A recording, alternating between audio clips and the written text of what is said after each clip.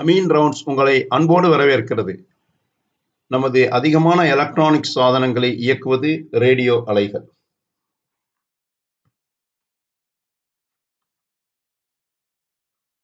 ரேடியோவில் பாட்டு கேட்பது, ரேடார் போன்ற சாதனங்களை இயக்குவது ரேடியோ அலைகள் கொண்டுதான்.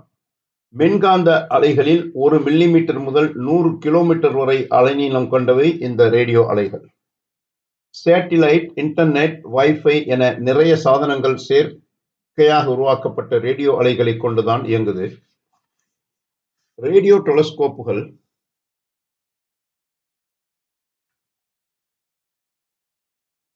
சாதாரண டெலஸ்கோப்புகளை விட பெரியதாக இருக்கும். ஏனெனில் ஒளியின் அலைநீளத்தை விட ரேடியோ அலைகளின் அலைநீளம் அதிகம்.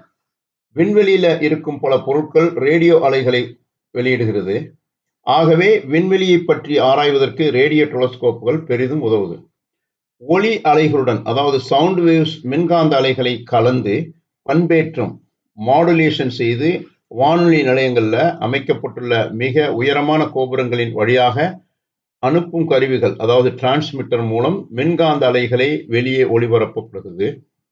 அவ்வலைகள் ஒளிவாங்கியல், அதாவது ரேடியோ ரிசீவர் மூலம் பெறப்பட்டு அதிலுள்ள மின்காந்த அலைகளை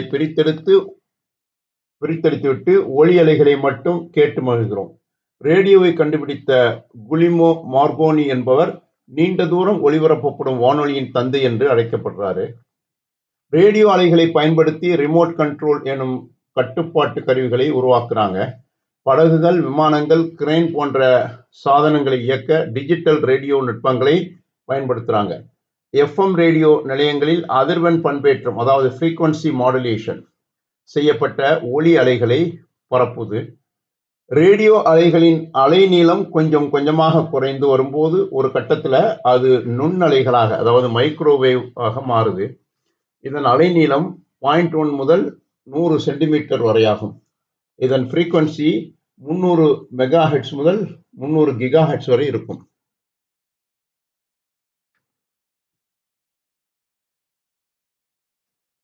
நுண்ணலைகள் மேகம் மற்றும் மழை ஆகியவற்றின் எளிதில் ஊடுருவிச் செல்வதால் சேட்டிலைட்டில் இருந்து வானிலை பற்றிய தகவல்களை சேகரிக்கவும் கடல் மட்டத்தில் காற்றின் வேகத்தை அளக்கவும் இவை பயன்படுகின்றன. இதற்கு நாசாவில் குயிக் ஸ்கேட் என்ற சேட்டிலைட் மைக்ரோவேவ்ஸை பயன்படுத்தி வேலை செய்து, மைக்ரோ ஓவன்கள் 12 சென்டிமீட்டர் அலைநீளம் கொண்ட நுண்ணலைகளை கொண்டுதான் வேலை செய்து உணவில் இருக்கும் நீர் மற்றும் கொழுப்பு மூலக்கூறுகளை வேகமாக அதிர்வடைய செய்து மிக விரைவில் அதை சூடாக்குது.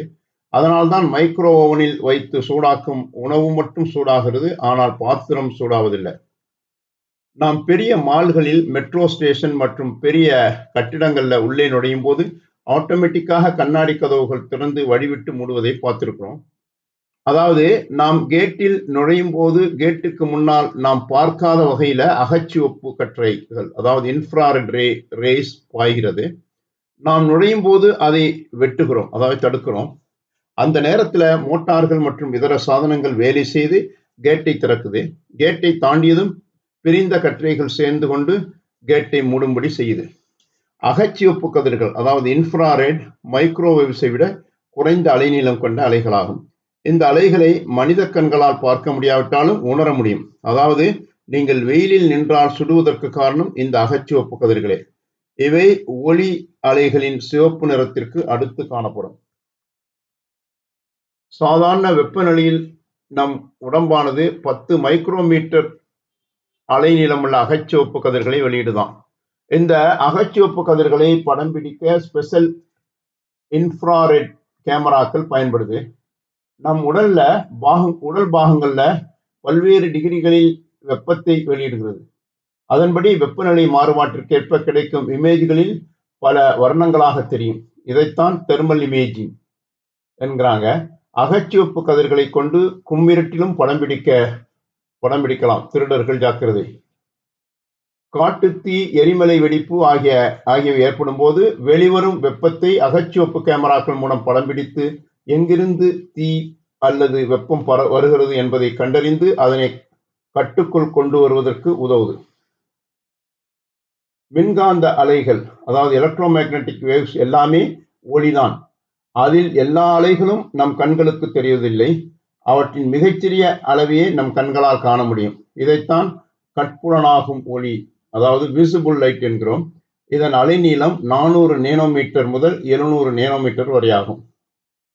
அலை இயற்றி, அதாவது ஆசிலேட்டர் என்பது தொடர்ச்சியாக ஒரு குறிப்பிட்ட அதிர்வெண்ணில் அலைகள் உற்பத்தி செய்யும் ஓர் எலக்ட்ரானிக் சாதனமாகும். இதன் இன்புட்ல டிசி கரண்ட் கொடுத்தால் அவுட்புட்டில் குறிப்பிட்ட அதிர்வெண்ணில் அலைகளை உற்பத்தி செய்து சர்க்கியூட்டில் சில மாற்றங்களை செய்து நமக்கு தேவையான எலக்ட்ரோ மேக்னெட்டிக் அலைகளை, அதாவது எலக்ட்ரோ மேக்னெட்டிக் வேவ்ஸை உற்பத்தி செய்து கொள்ளலாம். நாம் இதுவரை பார்த்தது நம்ம அதிகமான எலக்ட்ரானிக் சாதனங்கள் இயங்குவதும் ரேடியோ வேவ்ஸ் தான் மற்றும் அகச்சிவப்பு புற ஊதா கதிர்களையும் பற்றி பார்த்தோம். Thanks for watching. Please subscribe our YouTube channel.